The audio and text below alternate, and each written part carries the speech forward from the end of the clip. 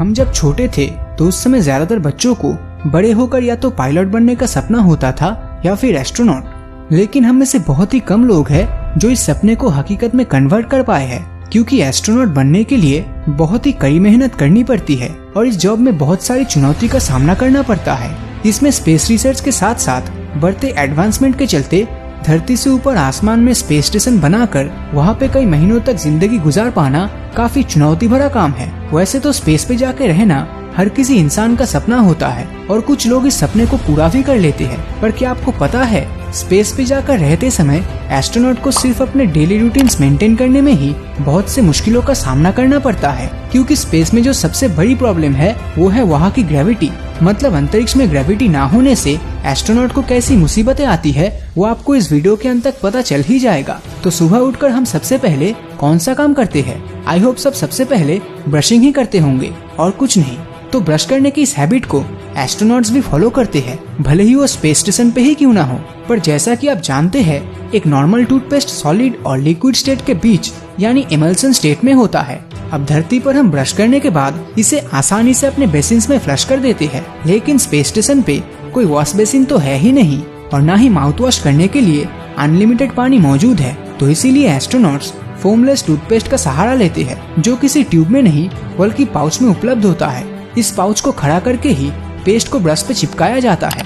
फिर ब्रश करने के बाद जो थोड़ा बहुत झाग निकलता है उसे या तो एस्ट्रोनॉट निगल लेते हैं या फिर टॉवल या टिश्यू से पोंछ लेते हैं। पर ज्यादातर केसेस में देखा गया है कि एस्ट्रोनॉट्स के लिए झाग को निगल लेना ही सबसे बेस्ट होता है, क्योंकि स्पेस में उनके पास टॉवल या टिश्यू बहुत ही लिमिटेड मात्रा में रहता है और इसी लिमिटेड सामानों को इन कामों के लिए वेस्ट करना बिल्कुल भी समझदारी नहीं है। अब जैसे हम ब्रश करने के बाद खाना खाते हैं, ठीक उसी तरह एस्ट्रोनॉट्स को भी अंतरिक्ष में खाना खाना पड़ता है। अब धरती में हम जैसे चाहे वैसे ही कैजुअली खाना खा लेते हैं, लेकिन एस्ट्रोनॉट के साथ ऐसा बिल्कुल भी नहीं होता।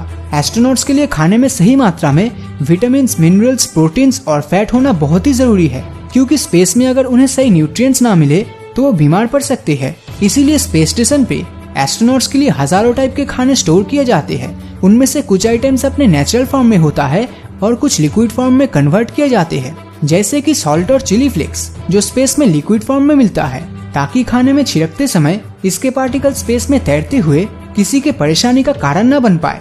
और कुछ फूड आइटम्स को गर्म करके खाना पड़ता है, जैसे कि पिज्जा और बर्गर्स। तो इन सब खाने को गर्म करने के लिए स्पेस स्टेशन के अंदर एक माइक्रोवेव भी इंस्टॉल किया जाता है। यहाँ सूप और शराब को ऐसे छोटे प्लास्टिक बैग्स में रखा जाता है। पर सबसे मजेदार बात तो ये है कि स्पेस स्टेशन पर डिनर प्लेट्स कभी भी फ्लोट नहीं करता, क्योंकि उन्हें मैग्नेट से रोका जाता है और इसीलिए एस्ट्रोनॉट्स अपना मनपसंद खाना आराम से मजे लेकर खाते हैं। जिस तरह टाइम पे खाना हम इंसानों के लिए जरूरी होता है, उसी तरह नींद भी उतना ही इम्पोर्टेंट होता है। लेकिन स्पेस स्टेशन पर नींद उतना कंफर्टेबल बिल्कुल नहीं होता जितना हम सोचते हैं, क्योंकि स्पेस में आप डायरेक्टली लेटकर नहीं सो सकते जैसा हम धरती पे अपने बिस्तर पर सोते हैं। स्पेस स्टेशन पे एस्ट्रोनॉट्स के सोने के लिए एक बहुत ही छोटा सा स्पेस रहता है, जहाँ पे कोई अकेला भी सो सकता है या फिर उस स्पेस को ही सर्कल में अरेंज करके एक साथ कई सारे एस्ट्रोनॉट्स होते हैं। और तो और स्पेस में माइक्रोग्रेविटी होने की वजह से एस्ट्रोनॉट्स किसी भी पोजीशन या फिर कोई भी दिशा में सो सकता है।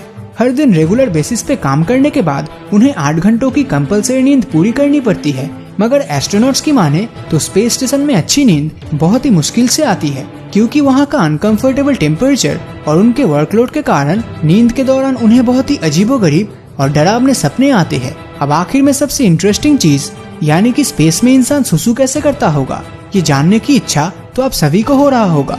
लेकिन क्या आपको पता है कि एस्ट्रोनॉट को रॉकेट लॉन्चिंग या फिर लैंडिंग के समय डायपर्स पहनना पड़ता है। साल 1960 में नासा ने जब अपने पहले एस्ट्रोनॉट्स की टीम को स्पेस पे भेजा था, तब एलन शेफर्ड नाम का एक एस्ट्रोनॉट रॉकेट लॉन्चिंग के समय डर के मारे अपने पैंट पे ही सुसु कर दिए थे और इसी यूरिन ने स्पेस में ग्रेविटी न होने के चलते वहाँ मौजूद सारे इलेक्ट्रॉनिक डिवाइसेस को डैमेज कर दिया था। तो अब स्पेस स्टेशन पे एस्ट्रोनॉट्स को यूरिनेट करने के लिए एक पाइप का सहारा लेना पड़ता है, जिसमें एक रबर का ट्यूब लगा होता है और ये एक वैक्यूम क्लीनर की तरह यूरिन को अंदर खींच लेता है। बाद में इसी यूरिन को फिल्ट्रेशन प्रोसेस के थ्रू क्लीन करके पानी की तरह पिया जाता है और इसी तरह यूरिन को रिसाइकिल करके एस्ट्रोनॉट्स को पीने का पानी मिलता है। तो अगर ये वीडियो आपको अच्छा लगा हो तो इस वीडियो को लाइक और अपने दोस्तों के साथ शेयर करना मत भूलना।